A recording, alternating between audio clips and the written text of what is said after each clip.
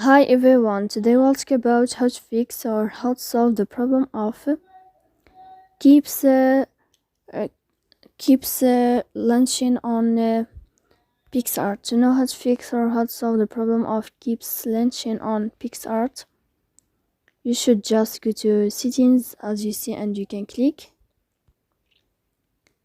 After that you can click on apps, default apps, app settings.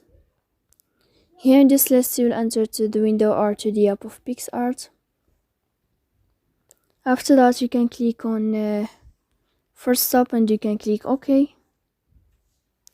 Here we'll enter to the window of storage. Then you can click clear cache. Don't click clear data because that can cause you errors or can delete your account. In the end you can turn off your phone and you can wait a moment to turn on your phone again. So please don't forget to